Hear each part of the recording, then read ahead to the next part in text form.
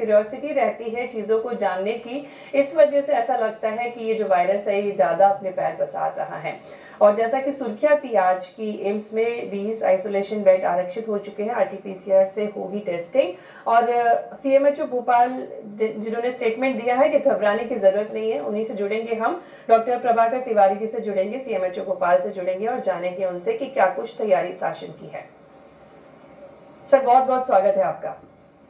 सभी दर्शकों को मेरा नमस्कार। जी सर, क्या कुछ तैयारी कर रहा है शासन? एचएमपीवी से लड़ने के लिए, लोगों को जागरूक करने के लिए भी काफी कार्य किए जा रहे हैं। जैसा कि आपने स्वयं भी अपने कार्यक्रम में बताया कि ये कोई नया वायरस नहीं है, हम लोग इससे पहले से इसके बारे में जानते हैं।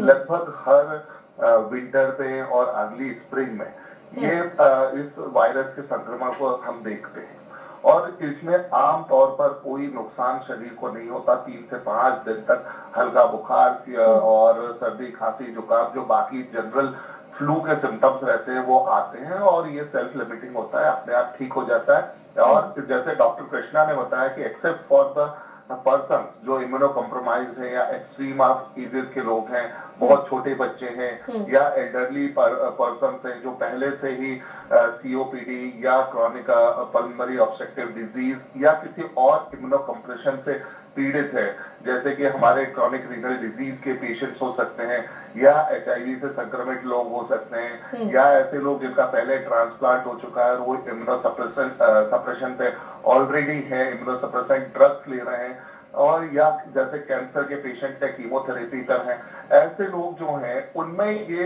ब्रांकियोलाइटिस या सीवियर निमोनिया कॉज कर सकता है। आमतौर पर जो देखा गया है इसमें जो मॉर्टेलिटी होती है, जो जनरल मॉर्टेलिटी निमोनिया में है होती है, उससे 1% से भी कम केसेस में इसमें मॉर्टेलिटी देखने को मिलती है। रही बात तैयारी को, तो जैसा आप जानते हैं कि कोविड हमें काफी कुछ सिखा कर गया है और उसके बाद पोस्ट कोविड अगर हम देखें तो चाहे वो अस्पताल में नंबर ऑफ बेड्स हो, चाहे अवेलेबिलिटी ऑफ ऑक्सीजन हो, चाहे वो आईसीयू बेड्स हो या डायग्नोस्टिक कैपेसिटीज हो, जैसे कि अभी बात आपने खुद ही की एक न्यूज की जिसमें कहा गया है कि आरटी-पीसीआर से टेस्टिंग होगी। तो आरटी-पीसीआर की जो टेस्टिंग फैसिलिटीज हैं वो हमारे भोपाल में भी और इसके अलावा बाहर भी सफिशिएंटली अवेलेबल है। अगर आवश्यकता पड़ती है तो उसके लिए जो कंज्यूमेबल्स है उसको तुरंत बुला के इसकी टेस्टिंग की जा सकती है। पर मोटे तौर पर अगर देखें तो यही समझ में आता है, जैसे दूसरे रेस्पिरेटरी सिंशियल वायरसेस हैं, फ्लू वायरसेस हैं, उसी तरह से ये भी लगभग हर विंटर अर्ली स्प्रिंग में आता है और आमतौर पर अननोटिस चला जाता है। पर क्योंकि इस बार चाइना में कुछ नंबर ज्यादा देखने को मिले तो यहाँ पर भी उसकी टेस्टिंग ज्यादा हुई और ऐसा लग रहा है कि इसका संक्रमण रिलेटिवली ज्यादा हो रहा है। पर मोटे तौर पर अगर देखें तो मैं यही कहना चाहूंगा कि जैसे पहले आपने खुद ही बताया कि जो इम्यूनो कॉम्प्रोमाइज्ड और एक्सट्रीम ऑफ एजेस के लोग हैं उनको विशेष सावधानी रखने की जरूरत है, अधिक ठंड में, अधिक भीड़ भाड़ में न जाए और इसका जो फैलने का तरीका है वो लगभग वैसा ही है जैसे कोविड का था, यानी कि ये जो छींकने से या खांसने से, या अगर कोई ऐसे फोमाइट्स है जैसे दरवाजा खोलने का हमारा हैंडल रहता है या टेबल रहता है, वहां किसी ने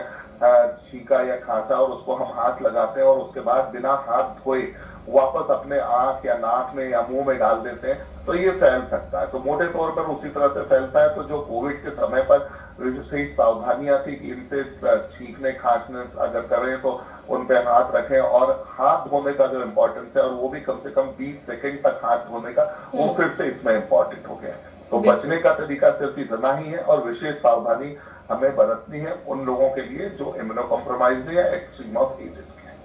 बिल्कुल, बहुत बहुत धन्यवाद डॉक्टर प्रभाकर तिवारी जी, आपने बहुत अच्छी बातें बताई और वाकई में हमें कोविड बहुत कुछ सिखा गया है और उन्हीं सावधानियों के साथ हमें आगे बढ़ना है। डरने की बिल्कुल भी जरूरत नहीं है, कुछ छोटी छोटी सावधानियों से हम बच सकते हैं। हमारे साथ